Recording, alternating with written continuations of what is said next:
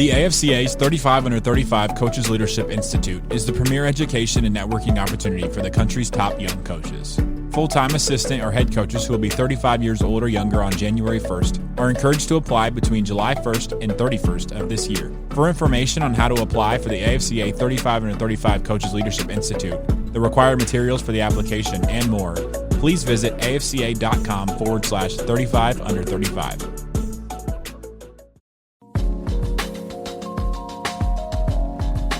Welcome to this week's episode of Inside the Headset presented by CoachComm. This week, we sit down with Kansas running back coach Jonathan Wallace. In this conversation, Coach Wallace discusses starting out at the NAIA level, building genuine relationships with players, and navigating the profession with your spouse. But first, a word from CoachComm. Deuce left, check with me. If they're in quarters match, we're going to Pittsburgh or Ohio. They're in zero. Let's go Hippo, Seattle, wide choice. If we call the protection right, it's 6. When a play call is the difference between winning and losing, your headset choice could be your most important decision. When the call counts, CoachComm is the only choice for clear, dependable communication. Visit CoachComm.com for more info. We got it, guys. Good job. Now, let's get inside the headset with Coach Wallace. Coach Wallace, what's happening, brother? What's going on, Mario? Oh man, always good to see you. I'm excited about diving into this whole football career and coaching career that you had. And I definitely appreciate you having me on, man. It's definitely been a blessing. Just where the Lord has taken me and my family up to this point, man. So definitely grateful. Amen, man. Well, let's get back to where it all kind of started. I know it started a little bit before this, but let's go ahead and kind of springboard us right there into your time at Auburn. You're a fantastic player, a starter as a freshman, a quarterback. In the SEC, had the opportunity to transition to wide receiver at Auburn. Have a great career, and then you have a decision to make once you cross that stage. When did you decide that you want to be a ball coach? What was kind of that moment that you knew that was your career path? Gosh, man, back in high school, I would say.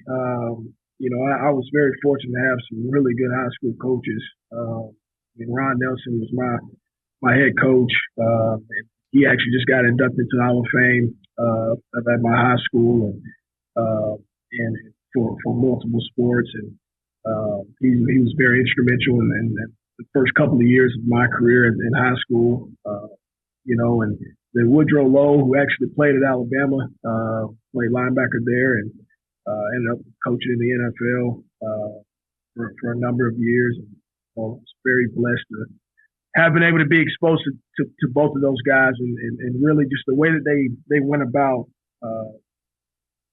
how they held guys accountable, how discipline was so important, in every aspect of the program, man, and having a winning attitude and all those pieces, how they really just catered to their players, how personal they were. I mean, those things were really, really important in my growth as a player, but I always reflect back to just like, man, those are some of the people that I appreciated the most because they did it the right way.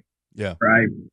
But even on the collegiate level, just being able to see, obviously I played for Gene Chizik my freshman year, seeing how personable he was, how hard he coached me, how high of a standard he had for myself. Coach Leffler, who was my quarterback coach that year, and then he even transitioned to Coach Malzahn when he was named head coach. Brett Lashley, who was my coordinator, throughout my entire career, just how they treated me as a person, man, how they treated me as a player. Two different pieces, and they knew how to, be my coach when they needed to be my coach, but they also knew how to put their arm around me as well. Yeah. Right. When things maybe weren't going the way that I wanted to go, which I'll dive into a little bit. But at the same time, I was able to persevere through all of those things, and man, here I am now, on this side of it. Yeah. And it's been a blessing, man. So just having those examples in my life have really been instrumental, man. And there's so many more people that I could give credit to, but some of those people have really been instrumental in my life and getting me started and getting me going. And, and I'll even touch on a lot of other coaches that have helped me along the way too, man. But it's definitely been a blessing, man. And that was, I guess, in a nutshell, the time that I wanted to started thinking about becoming a coach. But then as the playing days winded down, it became more of a reality, probably faster than I wanted to. But right. And it's definitely been, like I said, it's been a blessing. Yeah, amen. Well, I always say this on every podcast kind of after this first question. I say that first gig is the hardest one to get. And your first opportunity actually was right there at Auburn as a graduate assistant. A little bit easier, but still difficult because, you're only taking a certain amount of those guys. How were you able to, number one, let your coaches know that this is something that you're interested in? And then number two, I guess, put yourself in a position where, I would assume you weren't the only one that was interested in one of those GA opportunities. How did you put yourself in a position to be able to get it? So going into college, I wanted to, I thought I wanted to be a chiropractor. That quickly changed, and I ended up saying, you know what, I know I want to coach. So, I got my undergrad in physical education, knowing that, hey, at some point, either I want to go be a high school coach or if the opportunity presents itself to be a collegiate coach and being able to GA, then I'll be right aligned there. Got my master's in adult education, and so right when my career came to an end, I had a really, really hard decision to make. Right? Do I want to pursue out and go through pro day, and put myself out there and try my best to pursue this NFL dream of mine that I had internally. Or the crazy part about it is that a GA spot had just opened up on the staff, so there I had it, as bad as my body felt at the end of my career. Yeah. Do I want to keep doing this or do I want to transition to this other side, man? And I still remember I was bawling my eyes out with my agent, the night that I made the decision that I knew I wanted to stop playing ball, which was really hard. That was a hard transition, internally for myself because you did it for so long. Mm-hmm. Now you're saying goodbye to it, right? Yeah. And so had that conversation and went to Coach Malzahn and, Coach Lashley and then share with them that, my desires and aspirations to want to GA and want to coach and want to be a part of what they had already built there at Auburn. They welcomed me. It was something that they thought that I would do a good job at. I thought I had the personality, obviously, to be a coach, but also too, the challenges that they shared with me was, you just finished playing, right? So being able to have that separation as a coach and as a player, it's different. You got to carry yourself a different way, right? But I was very respected amongst my peers, and that transition, they made it really easy for me, so it was really, really cool to once I got into the GA position, to just see, the ins and outs of everything that you have to do. So it was a lot of fun, man. We ended up having 2 really good years there, but that was sort of the transition, I guess you would say that took place for me. And man, it was really, really challenging, to say the least, though.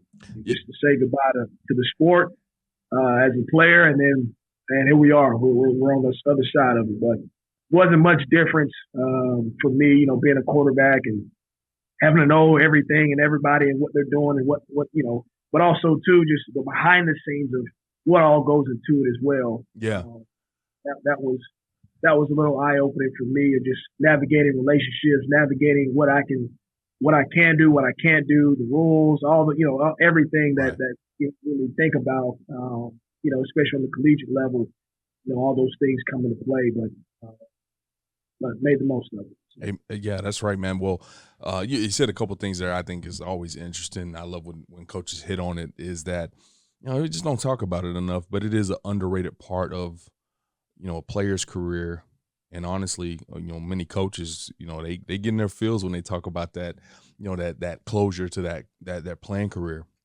And it's kind of a weird space, man. It puts you pretty close to a little bit of I hate using the term depression, but I mean, it does put you in a weird space because, from the time I would imagine since you were probably 5 years old, it was even if it wasn't just football, some type of athletics, some type of extracurricular, sports before football, and football hits. I mean, that's your life from probably 7th, 8th grade on until, at this point in time, you're 22, 23, and then it, boom, just like that, that window closes, and it's tough, man. It's tough. And I've always tried to remember that as a coach. And, it's always about kind of that next recruiting class and what we got this season. But I always like to give a little love to those guys that are closing those chapters, man, because I do think that's important. So I'm happy you hit on that.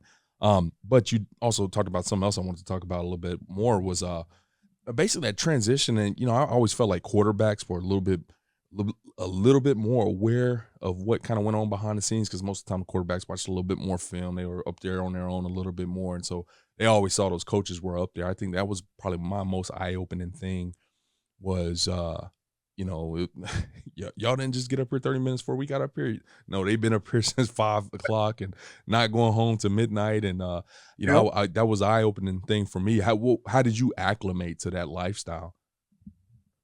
Yeah, I mean, that part of it wasn't too much different. I was used to already being an early riser, workouts, what I'm saying? So sure. that part of it was not different. It was more so of, the data entry pieces, right? Yeah. Making copies of playbooks, putting playbooks together, and refilling the fridge, right? And going to get coffee, and it was the different research projects that you have on opponents, putting together just depth charts of different teams, and all those different aspects, and being able to make it clean and presentable to the team, and all those pieces, I guess for me was something that was different. It was something that I needed to be exposed to. Like, there were things that you didn't. In a sense, as a young coach, like, there were things that I still don't know that I'm learning. Yeah. But like, you don't know what you don't know until you get exposed to, right? Right.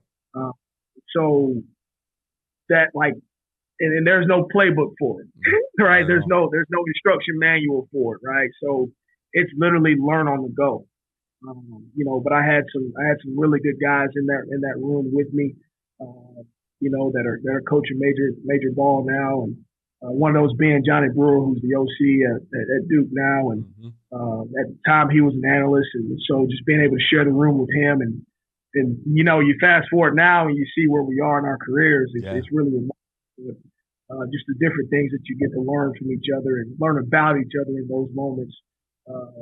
It's really, really cool, man. When you look back and you think back just where you came from and where you are now, but yet there's still a lot that, and even as a coach, that you're still learning. And I always wanted to be a sponge. And that's something that I was always told is, man, don't ever stop learning. Yeah. Right?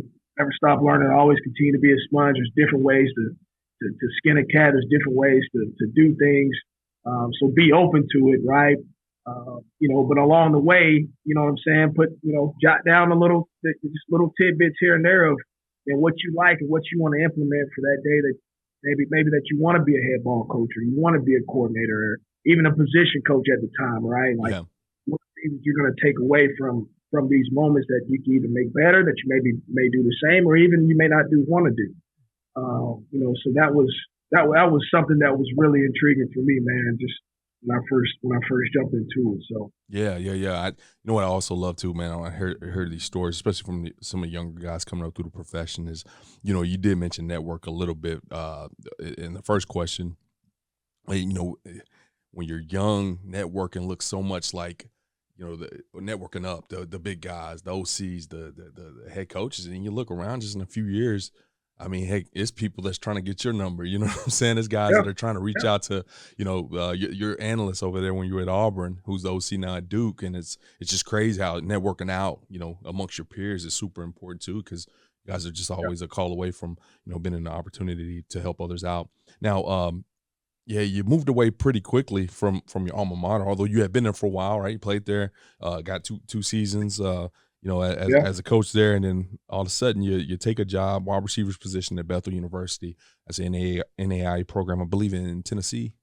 Yep. Tennessee, yeah. And I don't really like talking about levels too much in here because I know in terms of the gridiron, the football is the football. It might be some bigger and faster cats out there, but the ball is the ball.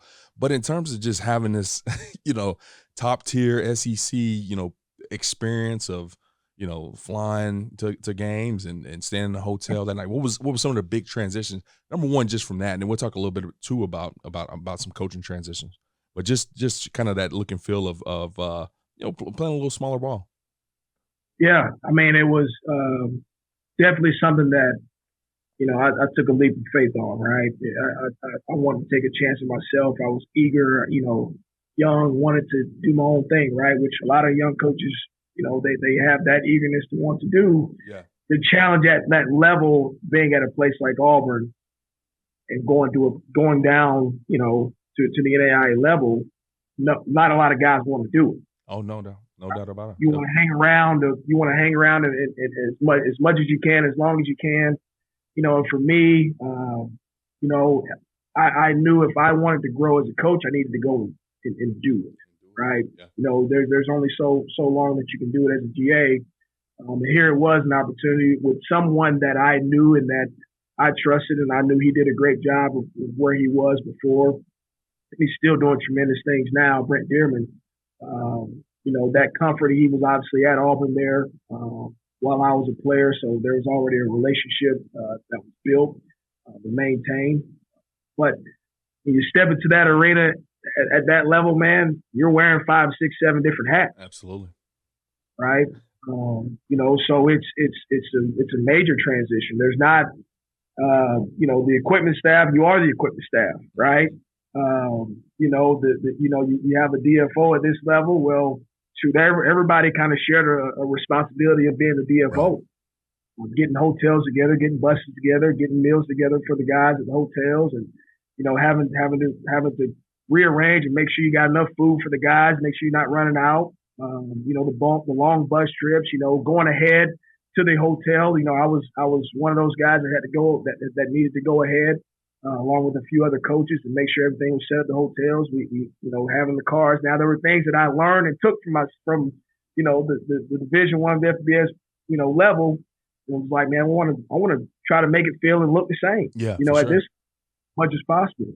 So that way, for the kids, it's like, man, it's part of it is an experience, right? Like you want your guys to feel the best and be comfortable, be able to be who they are, right? When you get to game day, so that way they can go and perform and not have any hiccups in between. And so, having to, gosh, man, and at that level, guys are paying to play football. You know what I'm saying? So,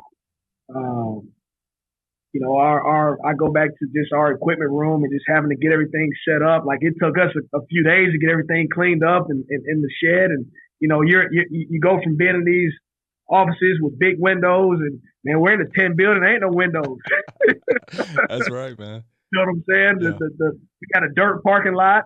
One-sided stadium, one street along the stadium. And, but also, too, the staff we had at Bethel was such a tight-knit group, man, and I really, really applaud Coach Dearman for the job that he did when he was there and when I was there, because, man, when we started winning, people with that one-lane road, people would pull off the side of the road, man, to watch our games, right? Like, we created an atmosphere that in that small town that was that people shut everything down to come watch us. Yeah.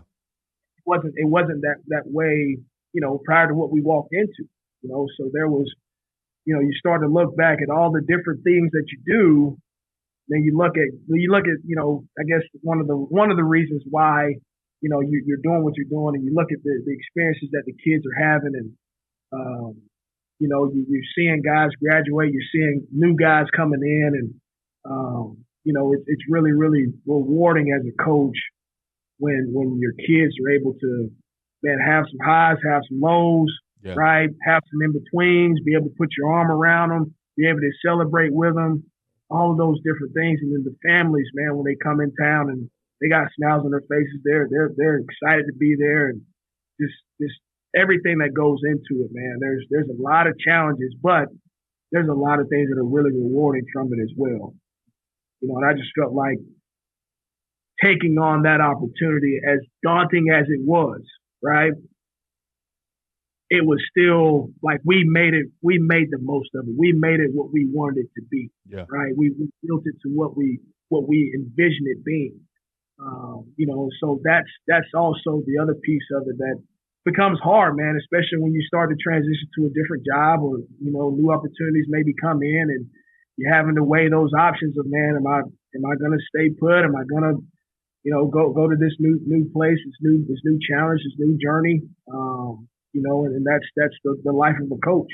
That's right. So you have to navigate all those pieces. So, but it was a lot of work, man, but it was a lot of fun, and it was the best thing that I did for myself and my wife along in this journey, man. So yeah, man. Well, I'll be honest, man. Like you hit a little twinkle in your eye, like little nice smile right there when you start talking about Bethel. It seems like it's a special place in terms of your growth. I would imagine. I mean, you go from, being behind the scenes, especially at some of the bigger FBS programs where, most of your work is going to be, not very forward facing in terms of, having a responsibility of getting guys ready. But now you take on that responsibility, plus a lot of stuff you were probably still doing as a GA, plus all the other roles you mentioned. As far as being a first time, having a room for the first time, how was that transition for you? What did you learn throughout that year? Yeah, I mean, more than anything, I learned how important relationships were with my players, right? Like, they need to see me not just as coach on the field. Yeah. They need to see me as a husband, right? I didn't have kids at the time, but, they need to see me. They need to see me for who I truly am, right? And they need to see me vulnerable, right? I need to present myself, and at times I need to be vulnerable with them, so that way they know it's not just, man, this dude is just a robot. Yeah. Right. Like, I'm a person as well. There's mistakes that I make as well. And I made plenty of them. Right. I made plenty of them in front of my guys. Right. But there was a relationship there. And at that level, there's things that maybe don't get put out as much. Right. Yeah. Where you're able to make mistakes, but there's so much growth that comes from, those mistakes that you make. Yeah. Right. So, being a coach my first time and being able to set up meetings, that was easy for me because that was something that I did when I was at Auburn at the GA, right? Being able to run a room, right? Understanding how I want the format of my room to be, where I want guys sitting, right? What am I going to go through on a daily basis with my guys, right? Whether it's installs, whether it's film watching, right? Whether it's review, knowing all those pieces. And having, being a teacher is just such a critical component, right? That at the first time, being a position coach, you maybe don't think about it as much, and I know I didn't. Mm-hmm. For me, most of it was just like, man, let's get on the grass. We can get on the grass. I got you. Right. Oh yeah. Right. But being able to build those skills in the classroom. Right. And something that I was actually kind of used to because I was a physical education major. And so, like, having to teach and having to interact and with different ages and groups of kids and, having a lesson plan together and knowing what you're going to attack for that day and making sure that you get through all the material on time, like, all of those things I was used to already. So that transition as a teacher wasn't as bad organizationally, but in terms of getting maybe Tim maybe was probably one of the best students in the classroom, right? But John over here, man, there's more that I gotta do with him, mm-hmm. right? There's a different style of learning that young man needs, right? So I needed to approach him this way, right? So understanding and getting exposed to that as a teacher, man, was really probably one of the things that, or I should say, areas that I do the most, because you got to know your players, man. you gotta know them like the back of your hand. And if you don't, and if they can't relate with you, if they can't talk with you, if they can't come in and say, Coach, I need help with this, or I don't quite understand this, you already lost, man. Yeah. Right. So like, engaging my players was something that was really, really important to me and still is to this day. And it will always be number one is the players. It's about the players. Yeah. Right. Yeah, man. That's funny you answer that question that way because, you know, I would imagine if I'm on the flip side of this and somebody asked me that question my first year, that's exactly what I would have said. I mean, I think I spent a little time as a PE teacher just like you, and I walked into a room of receivers. I had 14 to 16 of them at the time. And, man, I think initially I tried to coach them all the same. You know, I thought they all loved ball as much as I did. I thought they all, you know what I'm saying? And I knew it was different because I didn't do that as a PE teacher. But, you know, very quickly I went to learn that hey, I can get on this kid's tail. That's his hot button. That's what's going to get him going. But this one right here, I can't do that out there on the field. I better pull him inside, you know. And that was one of the biggest things was like, man, I really got to get in tune with how to touch and how to reach each one of these guys and how they learn and all that kind of stuff, man. So, I couldn't agree more, man. So, you know, I love that you took this opportunity, man, because this is going to be one of these podcasts. You know, when I get some of these calls I'm going to forward over to them and be like, you got to listen to this right here. Because I oftentimes get calls from younger guys and they're like, man, what should I do? I'm finishing up my GA ship. I'm at, you know, blank university with the big logo on the front. I got a job offer here, but I don't want to drop levels. And I'm just like, man, go get that experience. Go get that room. You know, go find out what you don't know because it's a lot still. And so, you're kind of a testament to that. You know, 10-1 record, conference champs, had a heck of a year there, and then you get an opportunity at Air Force. I'm very interested, especially I think this one's probably going to be one of the more important transitions I think we can talk about because so many guys don't want to take that trip down to a lower level if they already had that taste of FBS. How did you immediately get back at that level? You know, what was the contact? Who'd you know? You know, how did the interview go? You know, what happened there? Yeah. So random day, man, I get a phone call from a great friend of mine, a great friend in this profession, man, Tim Horton, who you know was running backs coach at Auburn. Knew him, had a great relationship with him, and the best piece of advice that he ever gave me, man. Before I jump into that transition was, you know, when I became a GA, he said, Jonathan, be good to everybody, right? Yeah. No matter if somebody treats you good, no matter if somebody treats you like bad or like, be good to everybody, man. And I've held on to that, right? And so, sure enough, he gave me a call, and Coach Calhoun they had just lost their receivers coach. You know, they're at Air Force, and you know, Tim shared with me that you know he put my name in the hat, right? He told Coach Calhoun I was a great young coach, and I do a great job for him. I coach my guys hard and hold them accountable, and all those pieces, right? So that was the tee up, okay? And I go in the interview for the receiver's job, and thought I did a great job, you know, thought I you know, presented everything well to the staff, and this wasn't like a, you know, and that was actually my first job interview. Yeah. And so like legit job interview in front of a staff. Right. Of guys that have coached at a lot of different levels. You know, so going into that room, you know, there's a little bit of uncertainty, right? There's a little bit of just like, hey man, I don't want to screw this up. Like this is a tremendous opportunity. You know, and so go through the interview. We even started talking more of just some of the concepts that we were doing at Bethel. You know, so it went beyond just, you know, receiver play, and you know, it went beyond just what I would do in the room with my players. It was, you know, what are we doing conceptually, you know, offensively, and how can we implement that, you know, at Air Force. And so got done with the interview, flew back, got a phone call from Coach Calhoun. Hey, Jonathan, I thought you did a tremendous job, man. We're not going to go with you. You know, we ended up hiring, which is a great friend of mine, I'm gonna say his name. Adi Confessor, who's actually now the receivers coach at Wake. Yeah. Ended up getting the job, and rightfully so, man. Tremendous teacher. I mean, Hall of Famer at his institution where he went to school. You know, so it was just like, man, right. Like where did I go wrong? What did I do wrong? Right. You know, and so, you know, you ask that feedback, right? Absolutely. You know, and you take it for what it is, and I certainly did. And you know, and I want to say we actually had our first day of spring ball that next week at Bethel, which I had actually just got promoted to offensive coordinator, quarterbacks coach, associate head coach. So I mean, that was which was phenomenal for me because Brent ended up leaving to come to Kansas,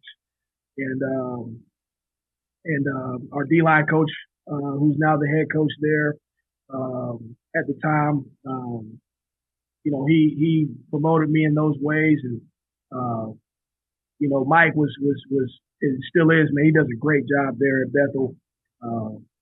You know, he took care of me, right, and he wanted me to be a part of it. He wanted me to run the show. He felt that I, you know, was the most competent and assuming that role, and it was exactly what I wanted because I then was with the quarterbacks, right? You know, I'm coaching the quarterbacks now, and then a week later, I get a call back.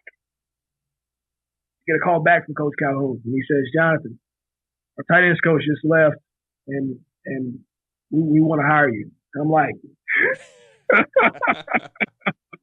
now something I didn't mention before was what Coach Horton prepared me. He said, "Hey, man, just so you know, you may not get it the first time around." Yeah. Right.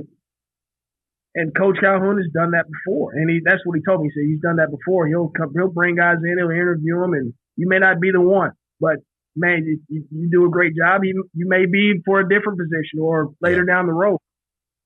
Now, in my mind, this was like Air Force had completely left my head. I'm like, all right, so that's out the door. But then I got that call, and I'm like, yeah, I would love to come and coach the tight ends for you, coach. And you know, and so that the lesson in there for me was, you know, don't doubt yourself, right? You know, put your best foot forward. You're gonna, you know, go about it the way that you would go about anything, right? Mm-hmm. And I truly believe that's the reason I got a call back, right? But Tim Horton was very instrumental in that process of connecting me with Coach Calhoun and you know, the entire staff there, and it was a lot of fun. You know what's funny, man, is you hear these stories and they're all awesome, and I try to kind of place where you are in life. So at this point in time, you're 26, 27 years old. Yeah, I was 20. I was probably 25. 25, 26 years old. You just had a great season at an NAIA school that a lot of people hadn't heard of. And next thing you know, you're getting flown over to Colorado Springs, right? Yep. Colorado Springs to interview at a historic type of program in the military academy and Air Force, who's had a ton of success. And you mentioned earlier, and we got a question for this, but you got a spouse at the time, so you go and do this interview, baby. I killed it. Yeah, get your bags ready. Never mind, I didn't get it, but I got promoted. Yep. Kind of moved on mentally. And then next thing you know, just like that, it's a call. What is that conversation like with your spouse? What did that week look like? Man, before I even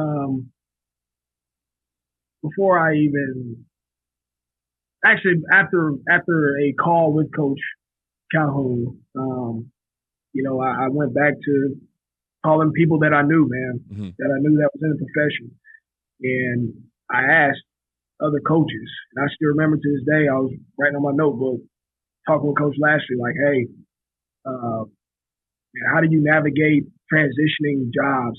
How have you navigated what do you tell your players, right? If it is something that you're going on to do. You know, so it was, for me, that was what I learned is, you know, your spouse, man, they have God has blessed us in tremendous ways, man. And my wife Ashley, she's got the right internal like gut knowledge on things, and I always leaned on her. And that's something that Coach Lashley like shared with me is, man, lean on your spouse, right? Like, first off, are you happy where you are? Okay. Second thing, all right. Is this a professional move, or is this, man, it looks better. Yeah. Right. You know, and then, you know, another thing that I took away was, will you have any regrets if you don't take the job? Okay. And so like, and I won't get into more of those pieces, but like there's different layers. And so like when I had that conversation with Ashley, one thing that she shared with me is like, hey, let's pray about this. Let's see if this is really something that God wants for us. Let's see if this is something that we really want to pursue. Okay. And Jonathan, more than anything, I'm going to support you whether we decide to go or we decide to stay. And that's always reassuring for me, right?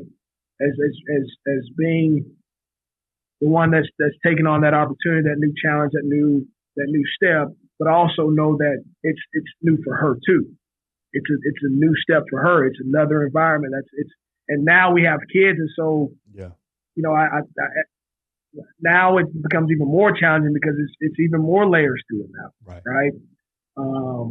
You know, but that conversation in itself, man, with it, you know, because before when it was me being a GA going to Bethel, that was hard, right? I mean, I call a spade a spade, man. That was a hard challenge. That was a hard move.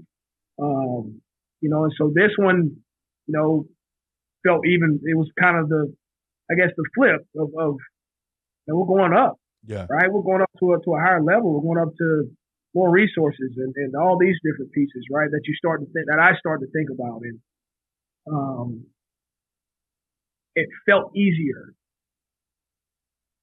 okay. But there's still challenges that lie there that, man, you don't really recognize. Oh yeah, no question. You know what I'm saying? And so it's, but like having her to lean on in those moments of discussion is by far one of the reasons why we are here today, where we are, and why we're still here. All those things fall in place for us. No doubt. Yeah, I mean, it's I think a lot of people who haven't done kind of this part of their profession, you know, high schools, you got to make the moves. Oftentimes it's maybe within an area, at worst within a state. You know, I do know some guys that have transition states, but when you start talking, you know, I mean, I hate getting into money here a bunch, but I mean, you start talking about significant amount of money one way or the other. You know, luckily you transitioned from a GA, which we weren't making much, to Bethel, which I imagine you weren't making much, but all of a sudden you're like, hey, you know, this makes a few things a little bit easier, but we got to go to Colorado, which, you know, I don't know how to drive on the side of the mountain when it's snowing, you know, just some of these other things. And, you know, I just remember making those transitions and those conversations with my wife, and they were tough, they were special, and it brought us so much closer together every single time. Now you end up at Air Force, all right, take tight end's job, 11-2 record, Cheez-It Bowl champs, you know, back at the FBS level, at the G5 level. But you're at this absolutely, you know, beautiful campus, very unique situation in dealing with a military academy. You know, I don't know how often you listen to the podcast, but if you listen to it long enough, you know, I actually went to West Point out of high school. So I was a cadet, and man, it was hard. It was challenging. I don't think I played my best football there when I was there, because it was hard. I mean, it was lacking sleep, you know, all the kind of things that come on with being a cadet. What was unique in your experience of, you know, just seeing football, and once again in a much different light than what you experienced at Bethel and Auburn? Well,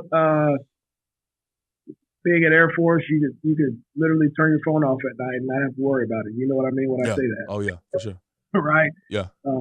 you know, and so the caliber in terms of just discipline and the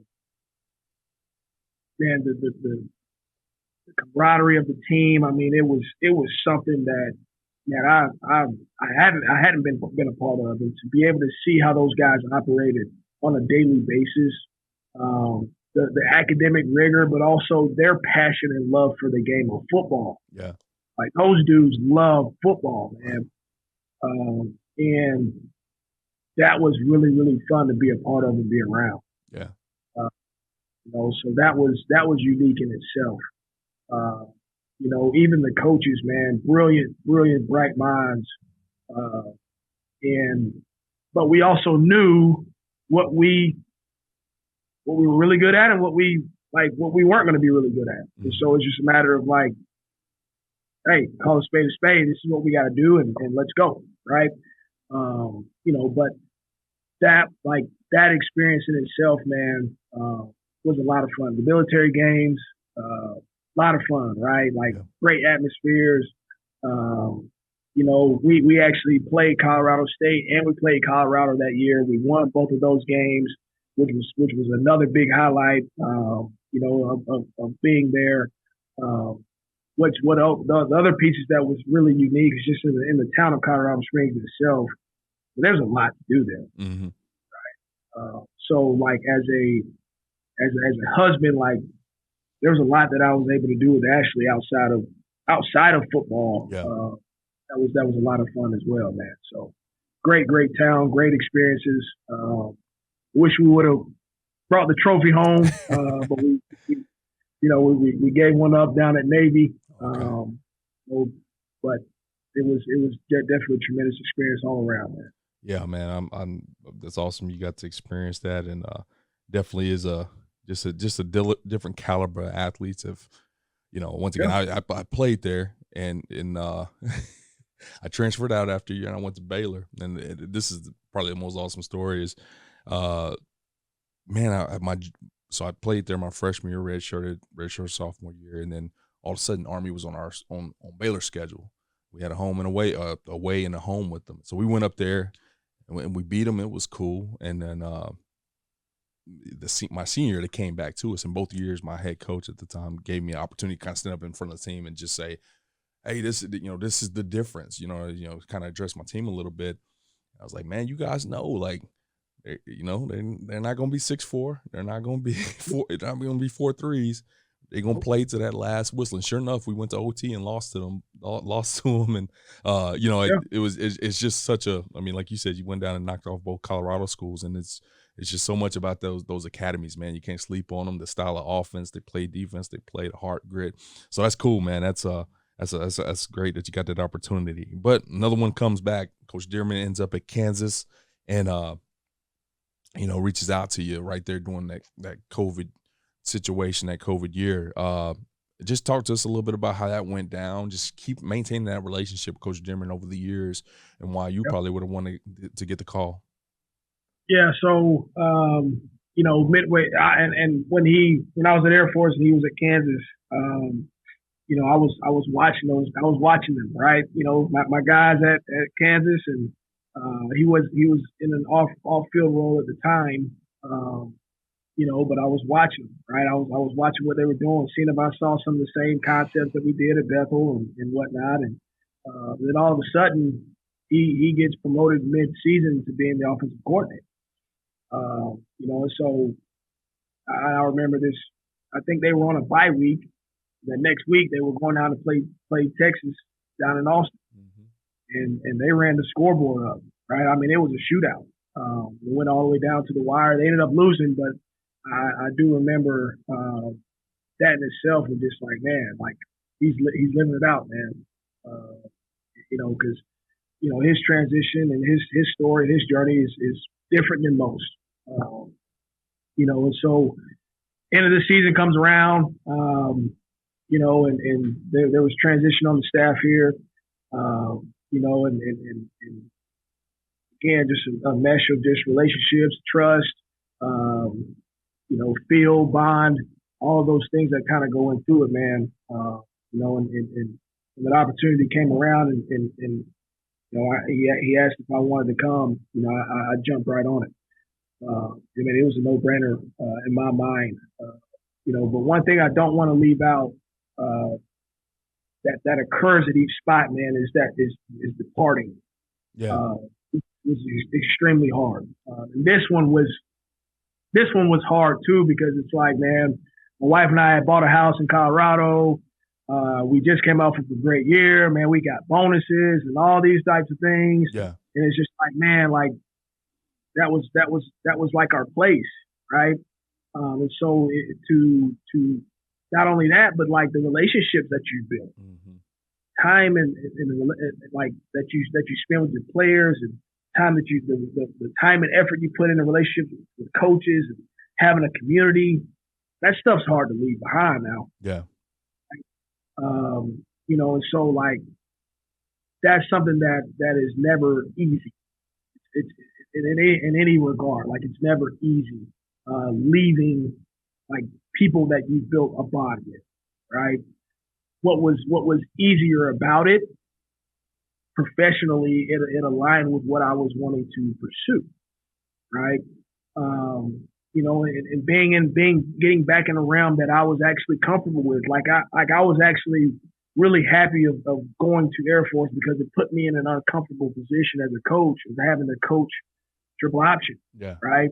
Exposing me to different ways of and structurally in the box, what are we doing? Right. Finding angles, right? And I'm not going to get too much in X's and O's, but just man, with what we have, how can we beat these other teams? Right. Okay. And so like, for me, it was like, man, professionally, this is going to align for me, even more, and it's going to be on a bigger scale, right? Like a much larger scale, because for what Coach Miles was building here at Kansas, I mean, it was only a matter of time, right? So got here, and this was actually right before COVID. We were having our meetings with our players. Everything's normal, right? As coaches, we're getting to know each other even better. In terms of the staff goes, we go to leave for spring break, and we don't come back. And it was just like, you talk about something that was hard. It's like, man, everything's great. And then like for everybody in the world, everything wasn't. You know what I'm saying? Very, very daunting time, because it's like, all right, we got this pandemic that we're dealing with. We're having to navigate through Zoom meetings and Zoom calls with our guys that are back home. And most of our guys don't have great resources in place, Wi-Fi, things of that sort, to be able to be on and do things that sometimes you don't really think about as much, right? And so we're trying to navigate that space, but through that time, we got back on campus and got back going. The hardest part for me, and I said at the beginning, is like building relationships with the players. Yeah. And calling and FaceTiming is great, but it's like, as you know, man, it's different when you can be face to face with your guys, right? When they can feel you, and they can be around you, and they can see you, and they can observe you. That was a challenging year for me, because of that fact of having the trust that you need, and you just got there, and they only got to see you for like a week and a half, and these guys, do they really know me for who I am as a coach, right? Do they really know me for who I am as a person, right? As a husband, right? All those different elements, and not only that, man, my wife and I, like, she was pregnant with our firstborn during the pandemic, so navigating all those pieces too, and that was one of the most challenging years of my life, and it was, but at the end of the day, there was so much that I learned professionally. There was so much that I learned as a coach. There was so much that I learned as a husband, as a father. I mean, you name it, man. There was something that I learned in that year. Yeah. And Zoe started doing the Zoom calls. So just being able to hop on for those Zoom calls throughout the pandemic as well. And Right. there's just so many different things that I was able to expose myself to, even through all the difficulty, that I really appreciated, man, throughout my time. So. Well, you've been there now for going to your fourth year, 2024 AFCA 35 under 35. We'll talk about that here in a second.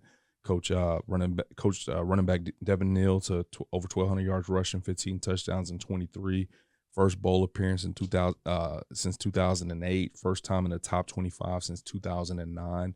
The running back room, just as I was kind of doing some exploration for the 35 on 35, which you were selected on, I mean, just kept hearing about the culture of that running back room. So at some point in time, whatever challenges it was in COVID, man, you overcame that and were able to kind of just build a really good culture in that room. It kind of comes full circle, in that first full-time gig, and how much you talked about relationships and how important that was to be able to tap into those players, and been living proof of it. Just talk about that culture, what it's like to be a running back, a Jayhawk running back. Yeah, man. For my guy that presented this way, man. To the running backs in my room, like, we talk about taking everything over. We talk about taking over the league. We talk about taking over our habits. We talk about taking over our lives, right? And what we do on a day-to-day basis, right? And understanding that, man, they are all different. Okay, they're all different shapes, different sizes, different personalities, so on and so forth, right? But one thing that I think is really unique about what really brings it together is for us to have any ounce of success, we have to be selfless, right? And that is very, very challenging to do, right? To be able to build that type of culture and to be able to have it set in stone, man, it takes time. You got to have guys that want to embrace it, and not everybody wants to embrace it. Where the culture was when I first got here to Kansas, man, everything was really, really hard and in some ways dividing, right? Some guys were here for their own agenda, right? They didn't necessarily want to be a team, right? And so things that I wanted to make sure that I set in stone, man, especially when they got back on campus, man, this is what we're going to be about, okay? And if you don't want to be about it, this is not going to be the place for you. Yeah. Right? And so being on time, right? Being able to take notes in a room, like having your notebook out, taking notes, okay? And walk through settings, okay? Like, what is our intent and what is our focus, right? And then what is our attention to detail in those moments, okay? I'm not just over here joking around. Like, I'm looking and I'm taking not just a mental rep, right? But even through walkthroughs or even through a full speed rep, like I'm shadowing what's happening, because if I can have that type of attention to detail with that, okay, in those settings, man, what is it when I get to take a full speed rep? That's right. Right? But I also challenge my guys in this aspect as well. Don't sit here and tell me that you're going to be an All-American, right, in football, and you can't do the same thing academically, and you can't do the same thing in life. Yeah. Because it requires the same effort, it requires the same attitude, it requires the same want to. Does that make sense? Right? And so, like, that is the type of culture that we have built in the room, man. And it wasn't easy. There's guys that have left, right? There's guys that didn't get on board. There's guys that didn't want to be a part of it, right? And those are some aspects that we probably don't talk about a lot, right? But it's like, it takes time, but you also lose some along the way. You're not able to, through the transition of things. Sorry, but we're people as well, and we're gonna treat people the right way. Yeah. Right. But at the end of the day, man, if a young man is set in his ways and he's not wanting to get on board, hey, man, we got to figure this out.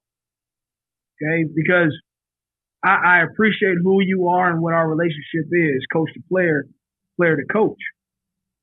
But when it comes to some of the other pieces of, man, what it's really going to take, you got to reevaluate your process. And if you can't and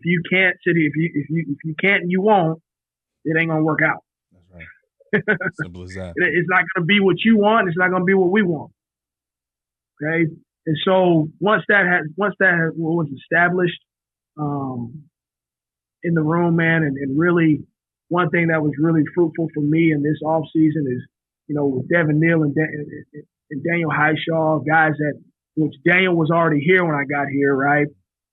And then Devin, I was able to recruit, seeing and hearing what those guys experienced in their careers from the time I got here to now. Yeah. So like, Coach, man, not only have we grown, but we've seen you grow. Like that was like, to me, that was important for me to be able to hear. But at the end of the day, when guys can see you as a coach from the time I got there to now, I'm on the back end of my career, because all those other places were 1 year stints. So yeah. I'm not seeing the growth over time, over a career. Right.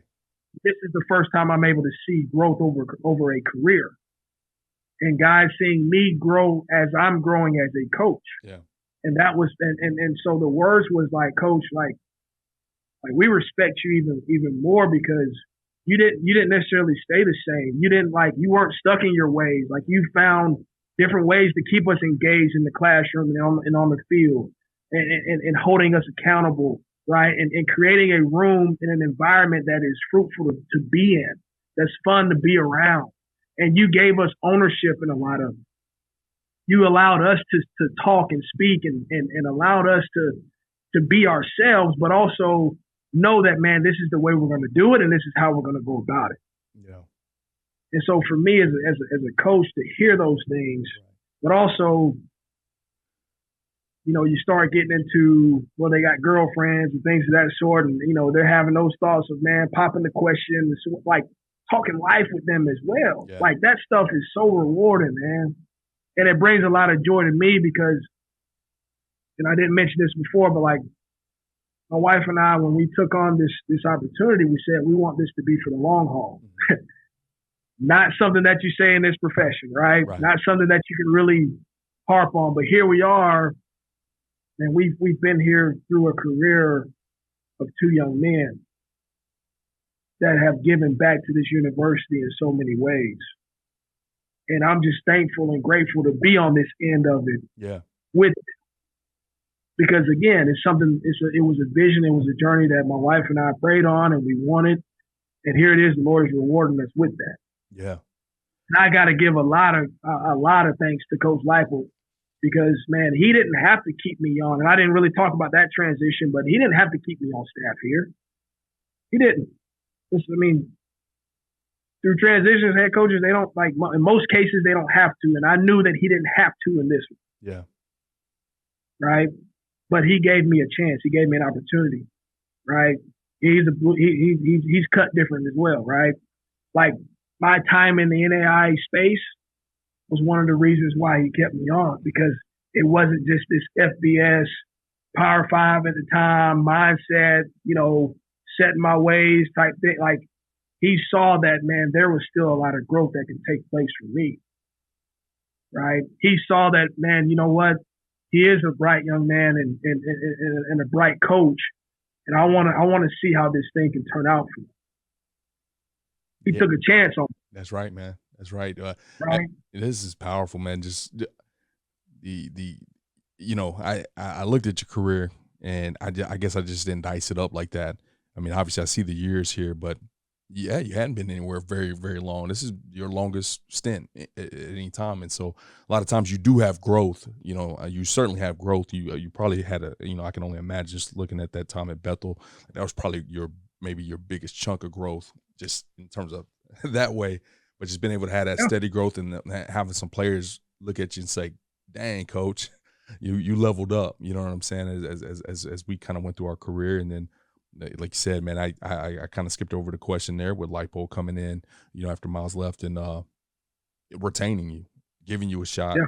And, it's very rare that happens. And it's even rarer that a lot of the guys survive that first year after being retained, and to stick around and be productive and create such a good culture in that running back room, man. Hats off to you. Now, I've enjoyed talking about you, but I got to talk about the real athlete in the family real fast, man. I heard you got a real baller in the house. Before we hop off, one of the more underrated things and, challenges that we face in the profession is just maintaining a personal life outside of coaching. And I know you and your wife were both successful athletes at Auburn. Your wife even got the opportunity to play for the Mexican national soccer team. You kind of hit on it at a couple spots, and you continuously bring Ashley up throughout the conversation. But, just how have y'all supported each other throughout this journey? Having kids, introducing kids, having just an unbelievable schedule in terms of time commitment with football. Have you been able to be a great father, be a great supporter, be a great husband, and vice versa? Well, there's sort of this theme that we've always kind of kept with each other, and it's better together, right? And that's a powerful statement, because divided, we know that we're not going to be able to accomplish anything in life, right? Yet alone a marriage, yet alone a relationship with each other. So just keeping that at the forefront of, like, man, everything that we do, it's better if we do it together, right? And that's so true for coaches and coaches' wives. Like, the more that you can incorporate your wife in the business in itself, the more you can incorporate. Now we have kids into the business in itself, and having them around and being able to be around a head coach that appreciates and allows that. Amen. Right. That's so important as well. Okay. But like even in our, like, I'll spill a little bit on her. Like, at Auburn, she went through a difficult time, tore ACL, had to take a medical year, and that was a very daunting time in her career, right? So there were moments where, even in our relationship before we were married, where, man, we went through some tough things with each other, right? Yeah. And so that kind of built up our relationship even more, getting engaged, getting married, having kids. Every single obstacle that she experienced personally, or I experienced personally, we just knew that, man, it's going to be better if we're together, right? Even in moves, right? Like moving to a different place, like me going ahead and she's got to close up shop at a different spot. Like, we always tell ourselves, let's make that happen as quick as possible. We don't need to be apart very long, right? And so, like, however we can make that happen, let's make it happen. Okay. Even time on the road, right? When I'm off recruiting, okay. Like, when I'm leaving the school and I'm done with my notes, I'll shoot her a call. Like, I FaceTime with my kids right before I get going to my first school, because they up early anyway. In between school stops, like doing FaceTimes with them, like letting them know that, hey, I'm thinking about you, right? Like something that simple. Like, I'm thinking about you. Sending videos to my kiddos, right? As I'm on the road and I'm away, okay. But even just finding that time, even at night, when maybe I am away, just FaceTime with them, like recap the day. Yeah. Tell me what's going on. How's JJ doing? How's JoJo doing? How are you doing? Right? Like, still keeping the main thing. And honestly, this is another piece that's really important. It's going to be what you make it. Like, we talk about, like, you prioritize the things that are important to you in your life. That's right. Right? And so you make time for those things. And as easy as it is to say I'm busy and I got to call this coach and I'll do that, well, I can find 5 minutes to talk to my wife. Yeah. I can find 5 minutes to talk to my son and my daughter. right? Like, yeah, it's go, but I know how to now, especially now. Like I know how to delegate my time Yeah. and what I'm doing, because without them, I'm nothing. I am nothing. Okay, my wife has kept me grounded in so many ways, and I told her. I'm glad I'm on here to say it, because now there's going to be even more proof of it. I told her, I said, this is another great piece of advice that I gained from another great colleague of mine that's helped me in a lot of ways, Damian Craig. He told me, he said, now, you get in this thing, don't let this business change you. Don't let the money change you. Don't let the fame and all those things that come with, like, don't let those things change you. Okay? Because it can change you. Mm-hmm. It can alter your ways. It can alter a lot of, like, and so I told my wife, I said, if you see me changing any ounce a bit, we're done with this. Mm-hmm. This is not what I need to be doing. I'm not in my purpose now. I'm not in my calling if it's changing me in ways that would want me to do things that are not, that doesn't require integrity, right? Yeah. And going about it the right way, and even how I handle myself as a married man, right? When I'm on the road, right? When I'm away from my family, right? Okay, like those things are really, really important, man. And she has kept me grounded. Coaches that I run into on the road, like, they give me excuses for not wanting to, idle time is the devil's time, right? Like, this is play shop, yeah. Okay? Man, I can get with some brothers that I know, and man, we're good. Okay, I know I ain't gonna get caught up in nothing if I'm with so and so, because he getting checked on. He getting checked on just like I'm getting checked on. That's right. Okay, but even beyond that, man, when you have community like that, when you have a spouse that is strong in the Lord and what we believe, man, it makes it easier. It makes it less challenging. Because we know what we're in this. We know what our calling is. We know why we're doing this. We know our why. We know our why, and that is going to be the case until shoot, man, 30, 40 years down the road. Who knows, man? When it's time for us to be done, I truly hope that the impact that we were able to make on and have on kids and families. That is something that they can truly look back on and say, man, I do appreciate the time and effort, attention that Coach Wallace and his wife gave to me. So, yeah.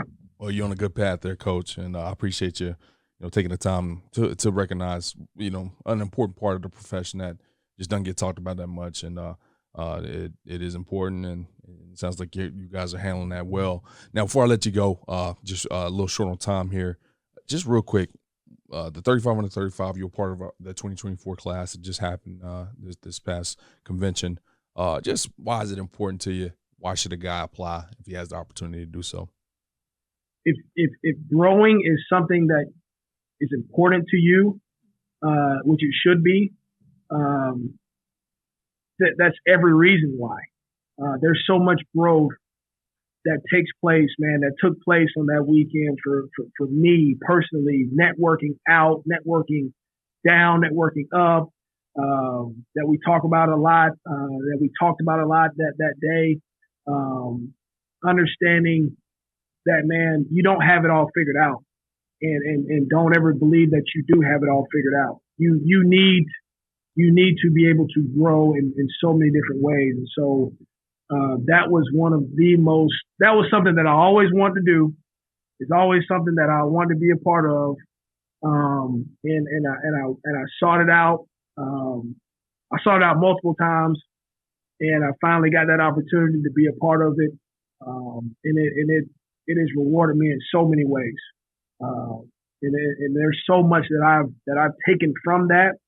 And there's relationships that I've built from that man, if it's something that if you want to see yourself grow as a person and as a coach, in this profession, in this business, you have to seek it out, and don't get discouraged if you don't get listed, that very next year. Like, keep doing it, because it's again, you're going to benefit from the preparation in so many ways that I can't even say how much it's helped me in my career. So, well, Coach, I appreciate the plug in, and I'll be honest, man, I appreciate you really saying the part about if you don't get in, reapplying. I mean, there you are, a Division I Power 5 coach that wasn't able to get in, and I get hit up so many times from guys, and it's like, I didn't get in. What's up, man?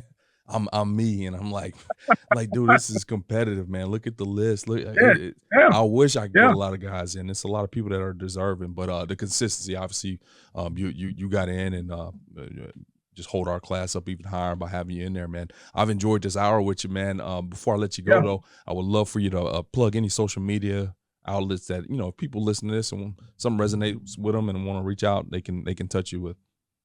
Yeah, so my social, you can reach me at Coach Wallace KU. That's Twitter, that's Instagram. Feel free if you want to email me at any point. My first and last name, Jonathan Wallace at ku.edu. Would love to connect, love to help, love to grow with people. And don't lose sight of your why. Don't lose sight of it, because if you're not living in your purpose, you're going to be in this for the wrong reasons. Stay true to your why. Absolutely, Coach. Well, we'll make sure to plug you into those links into the show notes so people can easily find you. Once again, I appreciate the hour. Best of luck to you, Coach, and we'll be cheering you on. Okay, go Jayhawks. Mario, appreciate you, man. All right, brother. Later. CoachComm has been delivering tough headsets for tough teams for more than 31 years. It's why 97% of FBS teams and thousands of high schools across the country rely on CoachComm. Get the best for your team. Visit CoachComm.com for more info.